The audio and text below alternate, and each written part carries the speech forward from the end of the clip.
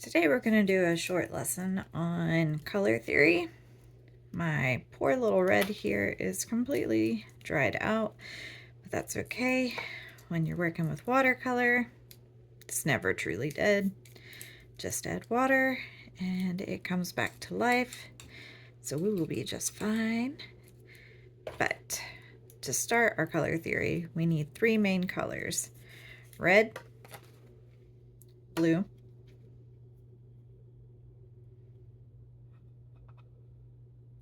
and yellow.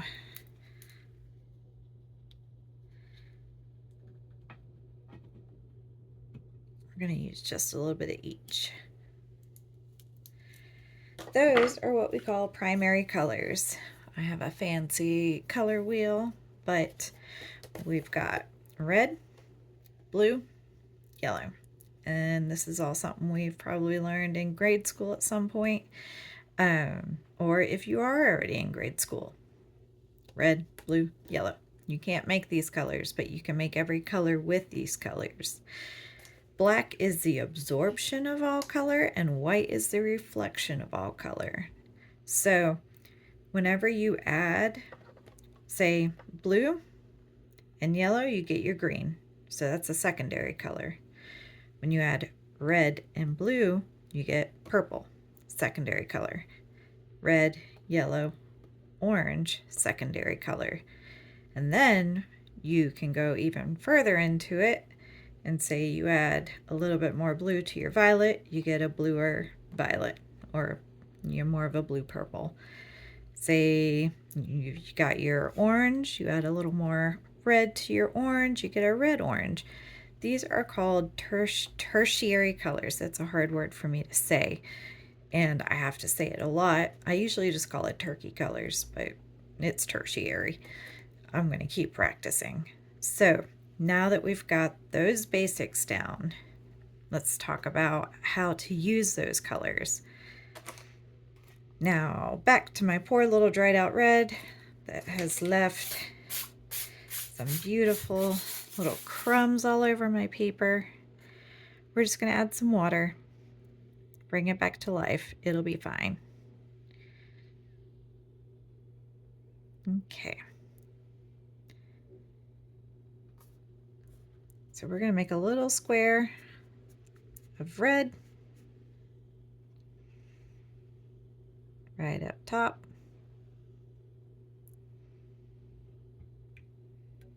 Then we're going to go in with our blue. We're going to bring it over here.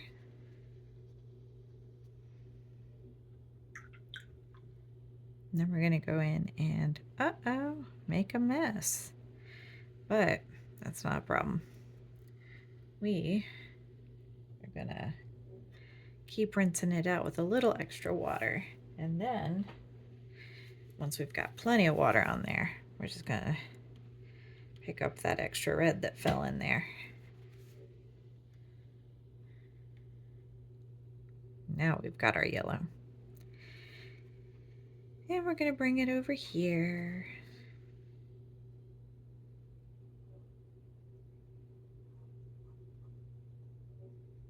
And so those are our primary colors. When working with watercolor, I like to not only have a couple of little swatches of the colors I'm working with, that way I know what colors I've mixed with who. I also like to go ahead and write down who has created what. Let's see. And this is a whole bean, and I can never remember how to spell it. Okay, and this one is Carmine Red.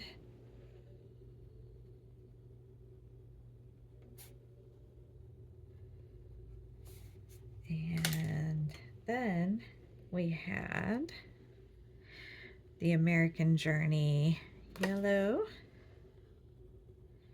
Trust me, you want to write down your colors and your brands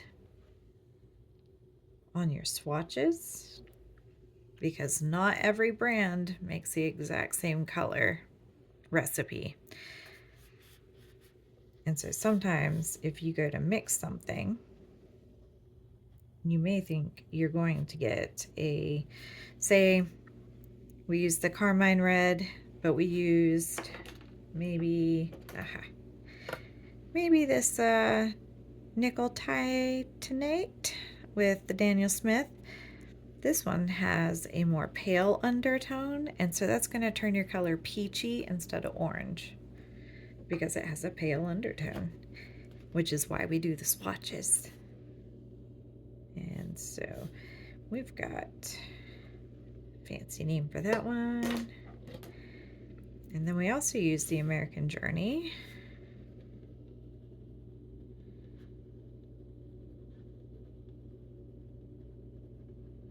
With the Joe's Blue. Now I know that any future colors I mix with these three, I'll get a consistent look of color. So for example,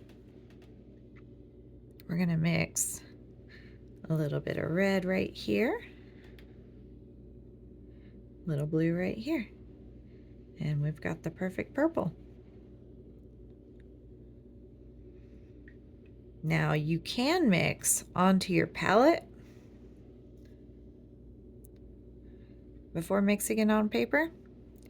And what this does is it gives you more control of how red or how blue you may want something. And I had previously used some gouache on this palette, so a little bit of it's coming up. I'm not a very organized, clean, perfect, aesthetic artist. I'm more of a trash goblin when it comes to art supplies. So now we've got some red. And you have to be careful with reds and blues because just the tiniest touch will go a very long way. And then it also likes to stain things. So once it's down on paper, sometimes it's a little more difficult to lift than other colors.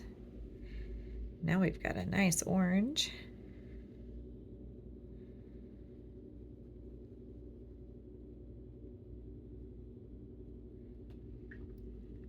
All right, and then we've got our blue.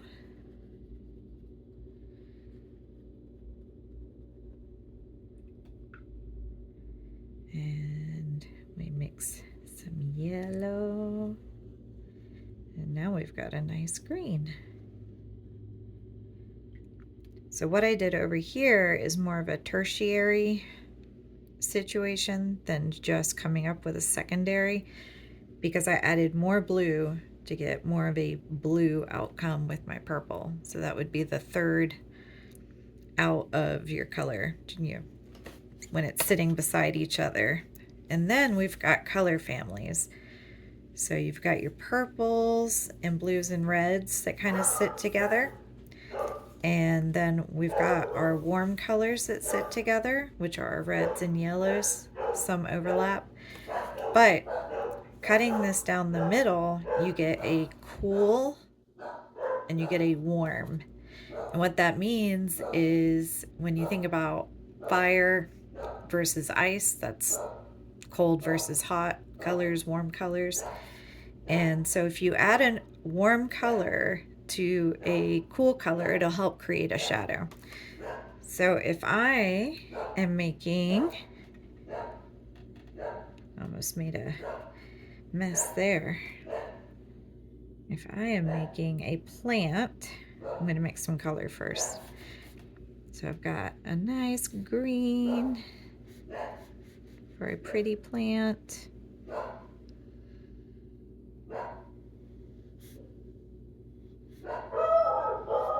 And then we're going to put another one right here. I'm actually going to grab that off my paper.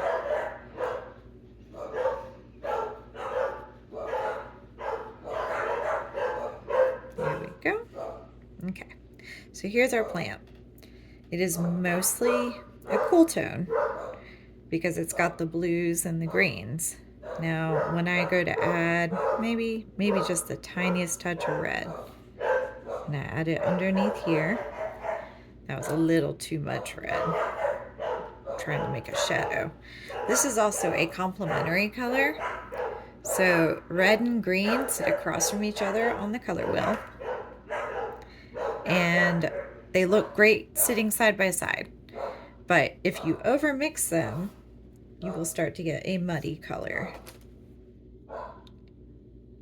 Grab more of my green, try and balance this out a little bit. There we go. So the red is mixing in with our green and creating a darker, muddier color.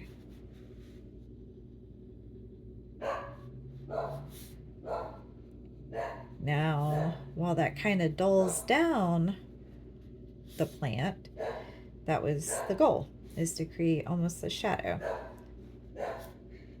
And add a little bit over here. Probably would have been best if I let this dry a little bit, but feeling a little impatient today.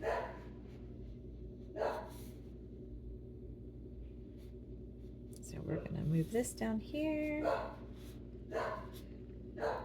And I'm gonna grab a little more blue. Balance this out a little bit. And a touch of yellow.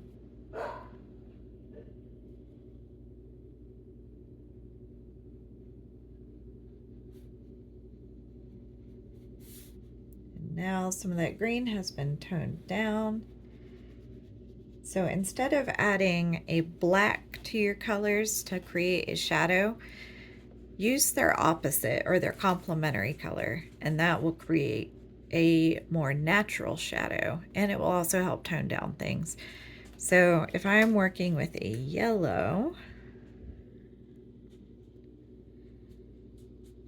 I know that its complementary is purple. So I'm going to go over here and grab some of this purple. I'm going to add a little red to it first. There we go. And try and get off some of this gouache. All right, so, and stick my hand right in my paint.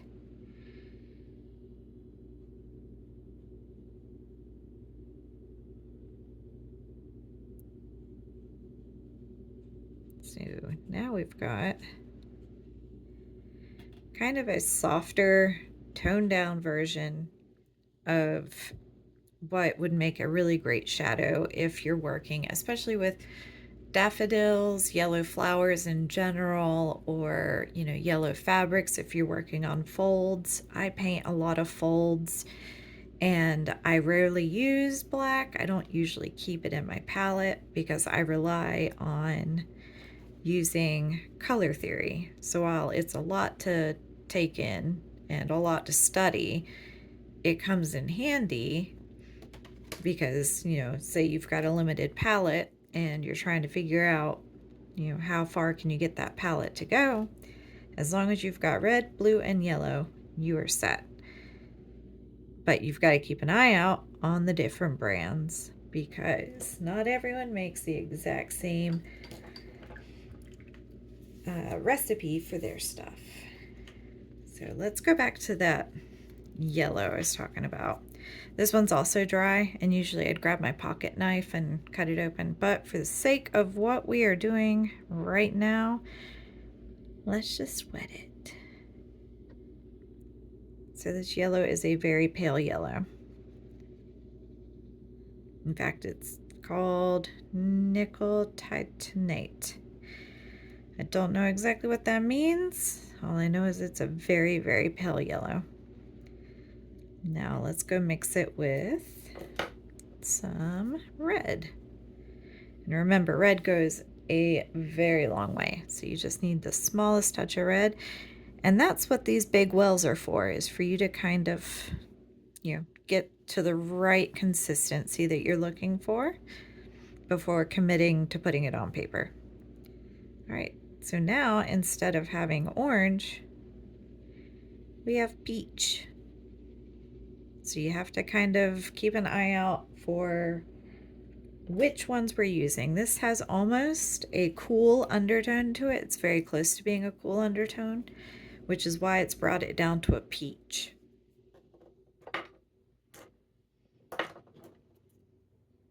And of course, there are a million different colors, and different brands make a lot of varying colors. My personal favorite is the Daniel Smith. It's a little more on the pricey side, but they make every color you could possibly think of.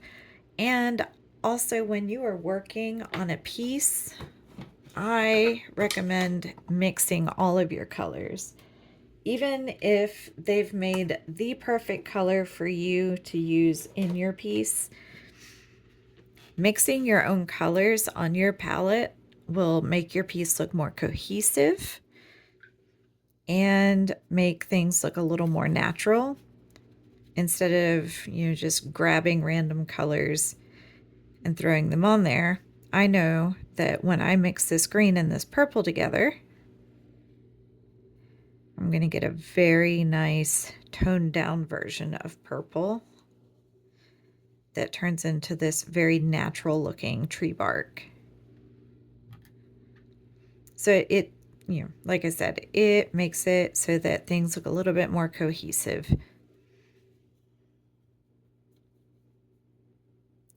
And that's what your wells are for, is to chase what I call chasing colors. I will take, the colors from these smaller wells that I have. I'll put them on here. And then I will go around and I'll see how stuff interacts and see if that's the way I want it to interact. There we go. It's a very nice gray, green undertone. But everything winds up looking more something like what you would see in real life, versus if I went straight into this green gold by Daniel Smith, which I do love. It's not a supernatural looking color, but if I mix it with another green, a little bit of this gray, I get more of a grassy color. So it's really great to help create what I would put down as a wash and then build on top of it, just to see how the undertones will work. And what I mean by undertones is using a wash. So when you use a wash, it's meant to help you build up the layers to your watercolors. And that's the secret to watercolors, is layers and dry time. And having swatches that can tell you which colors you've used, how they interact with each other, and letting them kind of spread into each other and create these spreads. That also helps, because then if you get that orange too close to that green, you get this funky situation happening, which I personally love, but you may not. So having a sketchbook makes a world of difference, because this is essentially your library of all the work that you are practicing and learning. And really, it's just for you to mess around in, and it's just for you. So you don't have to worry about, having to turn it into somebody or show it off or anything like that. It's just there for your practice, and practice makes better. And so having something that you will actually work in and try and learn in, that's what's the important part. It doesn't have to be an expensive one. I personally like the handbooks because I can paint on both sides of the paper. It's pretty heavy duty. But there are other sketchbooks that are just as, capable of holding your practice and your, library, so to speak. And you can track all your colors on here. And I think our next session that I'm going to create for our color theory is going to be on monochromatic, because that one is a difficult one, because when you think about it, you're like, okay, well, if I use green, everything's going to be green. But while that's true, there are so many shades of green the possibilities are endless. And I do recommend practicing using monochromatic, also practicing creating pieces that have complementary colors. And I think that's what I'm going to try and show next time. I have no idea if I'm doing this right. I am trying to teach myself how to teach virtually. So if you have any feedback, I would appreciate it. I am sure you heard my dogs in the background, probably yelling at squirrels. I don't know. But if you have any feedback or if there's something you would like to learn, that would be very helpful for me to know how to make my practice better. I feel like if I'm not learning, I better be dead. So teach me something, help me grow, and I will teach you anything I know. So I hope to see you next time, and like and subscribe or whatever it is the influencers say. And I will see you next time.